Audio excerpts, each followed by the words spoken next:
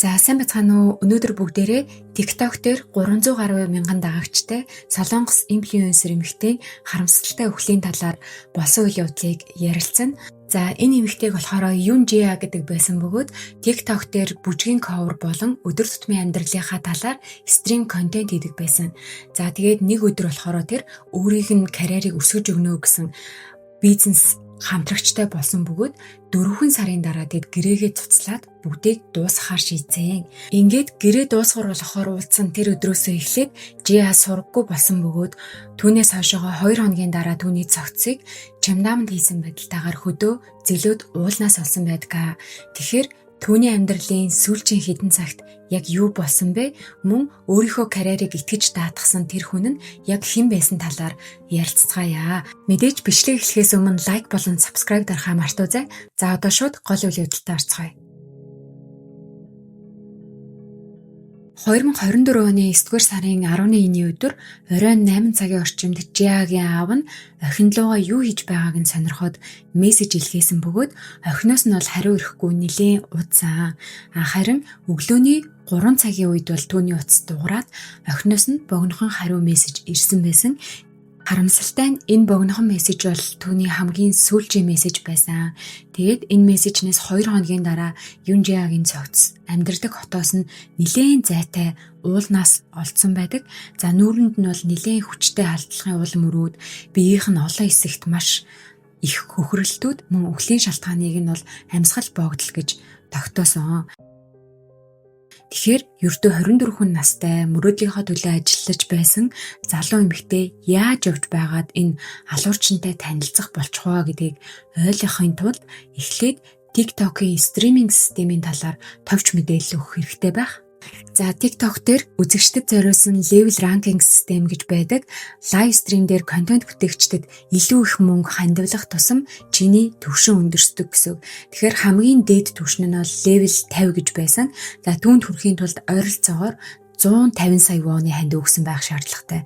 За энэ нь болохоор 110,000 гаруй $10 тэнцэх ийм мөнгө байна гэсэн үг. Мэдээж энэ тоо бол Солонгос улсад олон хүний жилийн орлогоос жилүүд авсан их мөнгө байгаа. Ийм их мөнгийг танихгүй хүмүүст интернетээр өгнө гэдэг бол үнэхээр итгэмээргүй хэмжээний их мөнгө гэж ойлгож болно. За энэ платформ дээр Black Cat буюу хар муур гэдэг очтой нэг эрэгтэй байсан.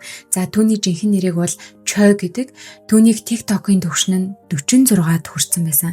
Тэгэхээр үүнийг ойлгомжтойгоор хэлэх юм бол level 46-д хүрэхийн тулд ойролцоогоор 100 сая вон буюу монгол мөнгөөр бол 264 орчим сая төгрөг зарцуулсан гэсэн үг.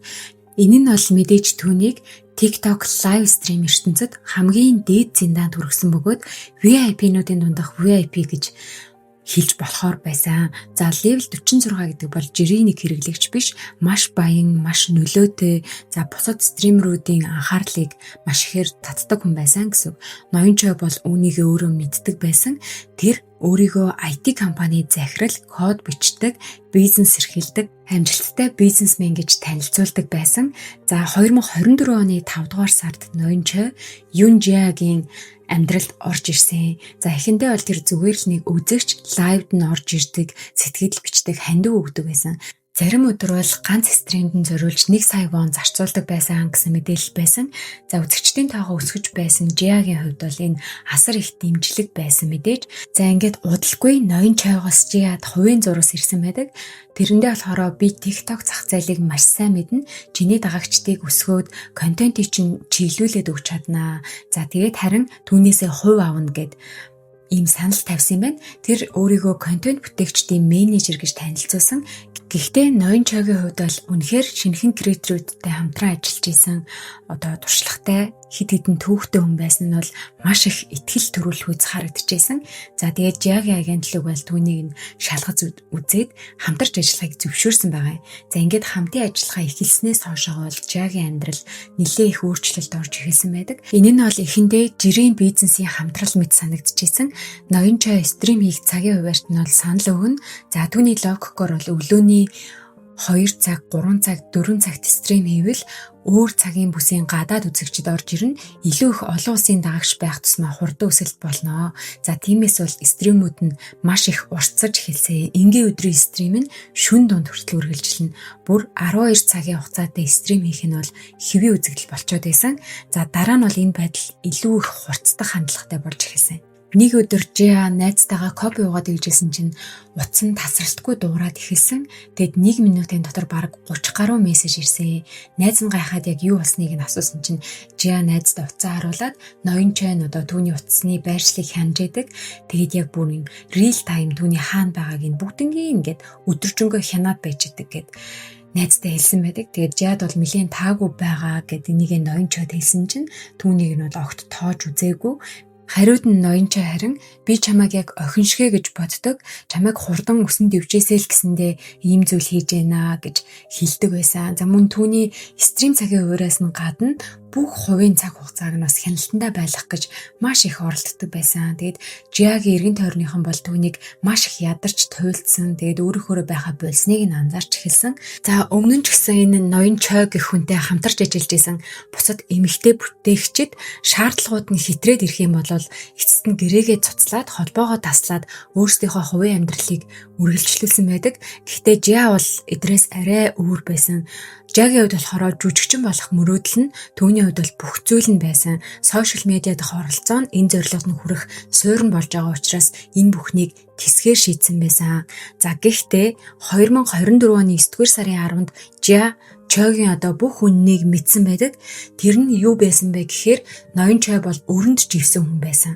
Маш их үрийн дарамттай. За гэр бүлийнхаа байрыг барьцаалаад олон зуун сая воны зээл авсан. Гэхдээ түүнийгээ төлж чадахгүй байраа хураалгахад бол хүрээд исэн юм байна. Тэгэхээр бол TikTok-ийн тэр их нэр хүнд их хандаг болол бүгдээрээ зээлээр бүтсэн байсан гэдэг нь тодорхой болсон.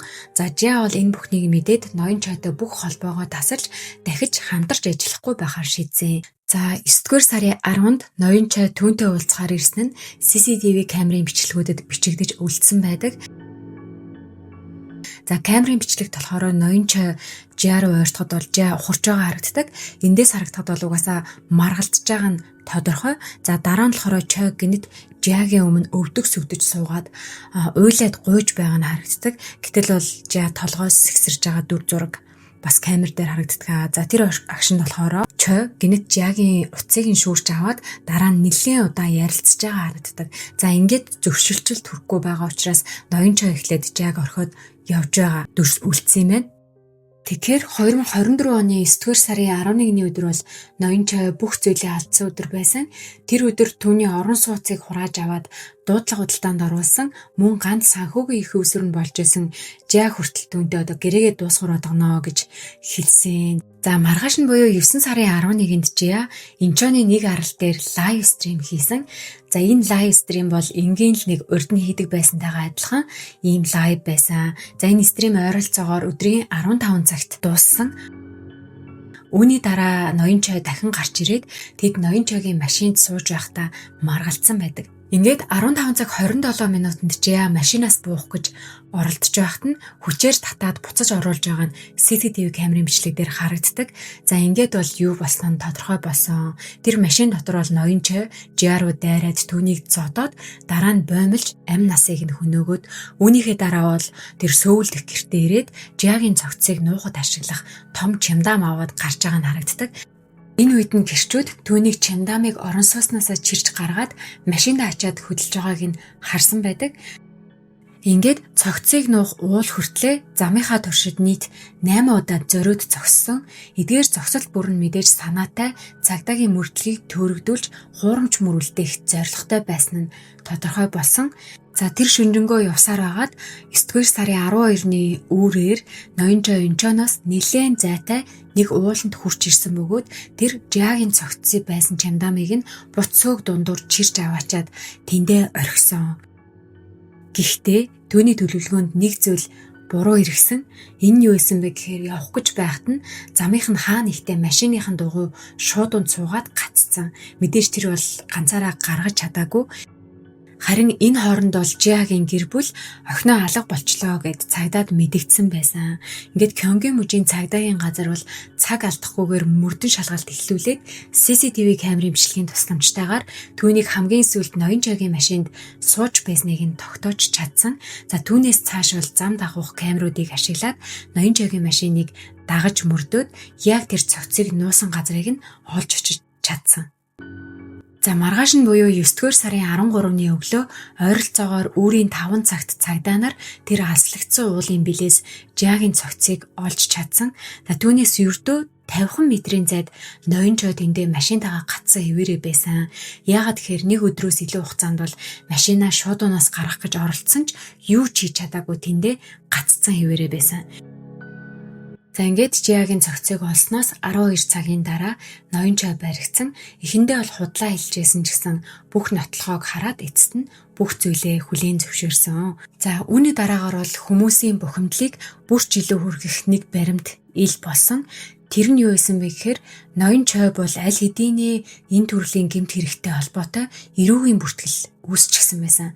Юу болсон бэ гэхээр 2023 оны 12 дугаар сард Жиаг алхаасаа ердөө 9 сарын өмнө тэр өөр нэг эмэгтэй TikTok-ыг зодож хууль бусаар гэртээ хорж исэн эргээр шалгагдаж байсан. За тухайн үедээ бол яг тэр хэрэгээрээ шүүхэд дуудагдж байсан ч гэсэн барьцаагаар суллагдаад шүүхийн шийдвэрээ хүлээгээд чөлөөтэй явж авах хугацаанд энэ гэмт хэрэгээ үйлдсэн юм байна лээ.